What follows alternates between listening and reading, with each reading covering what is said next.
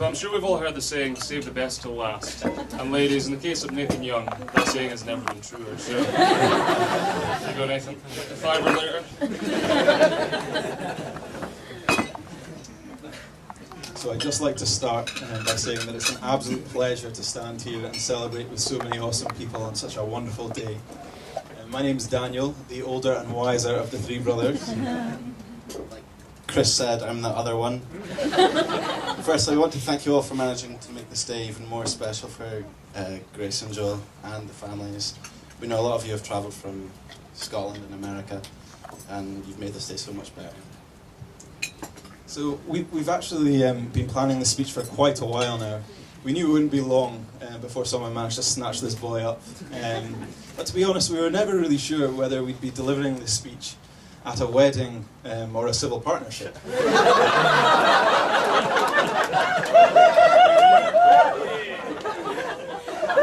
To be honest, it doesn't feel like 22 years ago that we were graced with the presence of Joel. A day that he can tell you more about, as still to this day he insists, I remember coming out of Mummy's tummy. We have a few messages from people that couldn't make it today. Hope you have an amazing day. Wish we could be here to celebrate with you. Julie, Nathan, and the massive family from Oregon. Huge congratulations to one of our favourite clients from Neil and Melody Selby. And Ash. Many congrats. Hope you have a really special day and you remember it forever. Love, Uncle Rudy and Auntie Daphne. Dear Rosie, you look absolutely stunning today. From Nathan?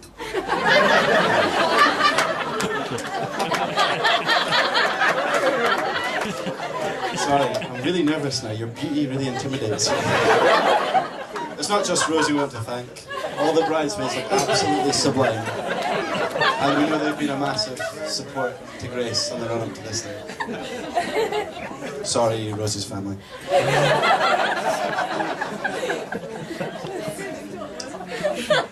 Right, down to the nitty-gritty.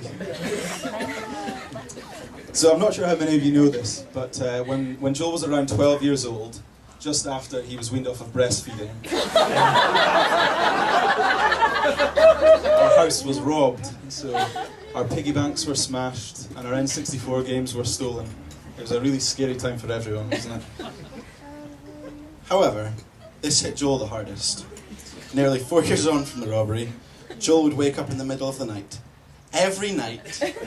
Scared he heard all the robbers in the house, and would wake up this poor man, kick him out of his bed so he could sleep with his beloved best friend, his mother.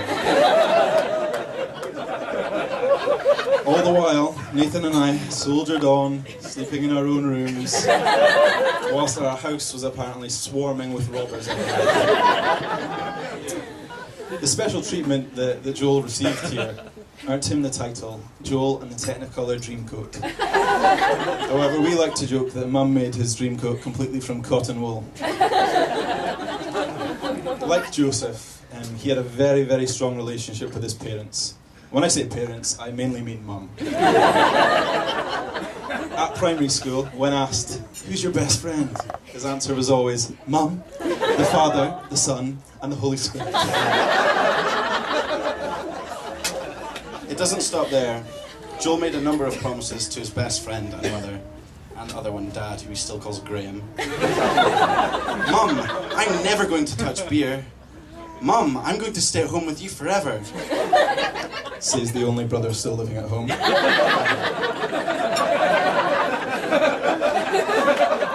Dad, I'm never going to support anybody but Spurs. Well, then a very special boy entered his life and changed that. His name was Michael Owen. Things have never been the same since.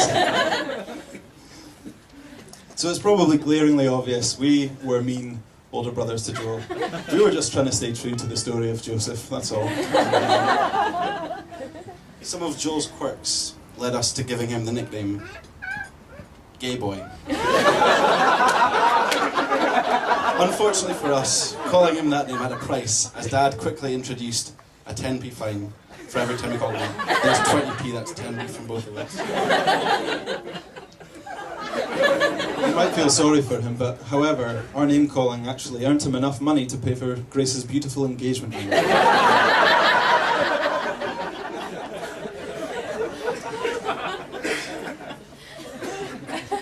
As Joel's brother, it's such a privilege to stand here today on his wedding day in front of so many friends.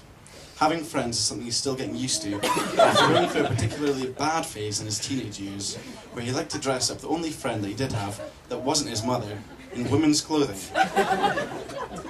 Our cousin Johnny was the main recipient of that. So Joel couldn't make any friends of his own, so he did have to resort to other members in the family for that. Johnny, it'll be a relief to know that today is the last time you'll have to wear something that Joel's picked out for you. So Joel used to phone Johnny up after school, invite him round, only for Johnny to discover that Joel had laid out an outfit of the day made from a selection of Mum's clothing. Now I just want to say, Tasha, you're a very fashionable lady. As soon as you get home, put a padlock on your wardrobe. Many of you here will know Joel from this past year. We took a year out from modelling for Hollister to focus on God. But just before he left, he kept showing me photos of this girl being like, Nate, check how fit this girl is. Grace, it was you, and you must be a really special girl if focusing on God led him to you. So we have watched Joel go through life, beating all of the achievements that we set before him. He was faster than us, he was better at football, he was better at skateboarding, probably not as muscly as both of us put together, all whilst being 5 years younger. And there was this one time that he wanted to enter some running races just for fun, but these races included some serious running clubs from all over Scotland. It was no shock to Nathan and I. Mr. Golden Child won every single race, all whilst wearing his stupid Technicolor dream coat.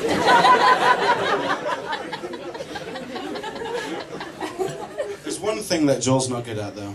I mean, look at him. He's a real man. Big and burly. But mentally not so much. Mike, as you may have discovered, Joel asks loads of questions, especially when it comes to making decisions. In fact, just 2 weeks ago I got a call from him saying, Daniel, I'm in Ann Summers, what am I supposed to buy? And the other day he FaceTimed me, he was like trying on a new outfit, he was like, Nate, do I look like Harry Styles in this? And then again, just the other day, where did you get that stinky bean aftershave from?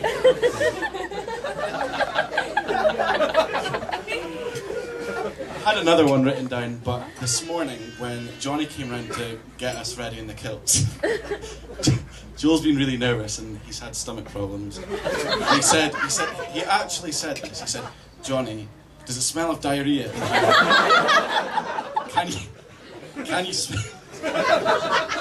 Can you smell my bum? You're the best man, you have to.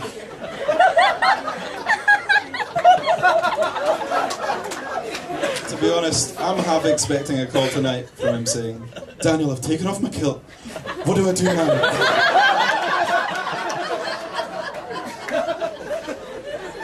The truth is, Joel, you have absolutely no reason to ask so many questions. This is the biggest decision you'll ever have to make, and you couldn't make a better choice than Grace to be your wife. As his family, it's easy to see that Grace is completely perfect for Joel. It's also an absolute pleasure to have another sister, mainly so she can set me up with one of her friends. Sorry. When he says one of her friends, he does have one in mind. So Grace, it's obviously an amazing day for Joel to have you as his wife, but Nathan and I are just as excited about gaining such an awesome sister. And I know Mum and Dad are really happy as well to be welcoming such a lovely, wonderful and very beautiful and caring woman to become Joel's wife today. Partly because they've been looking for a full-time babysitter for quite a while. There are many more stories we could tell you about Joel, but unfortunately we're not allowed to mention that time something fell out of his body in Newark. And that weird thing that happened when he was watching a Mariah Carey music video. And we're under strict instructions not to make any gay jokes. I think I think the name calling and the rugged, tough, attractive nature of both of his older brothers helped develop a certain emotional hardness within Joel. You could probably pick that up from his monotone, emotionless voice. However, despite his dull, boring tones, he's an extremely loving, sensitive, and emotional character. But Grace, you'll be the true judge of that tonight, and I can promise you that Joel will ask for a continual review of his performance tonight. On reflection now, I think Daniel and I are starting to see the mistakes we made as his older brothers. Though, in fairness, sensitivity is a trait that runs thick in the Young family. As you can see here by this bubbling mess. Ladies and gentlemen, Mr. Graham Young.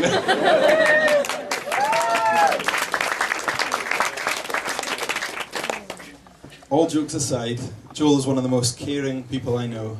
I think it's probably true for each of us here that we are all drawn to people with really good characteristics. And Joel, I've always seen you as a magnet.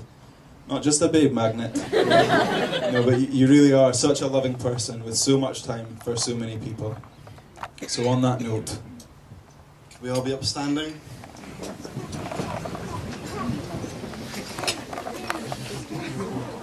Laser glasses. To love, laughter, and happy ever after. ladies and gentlemen, Mr. and Mrs. Young.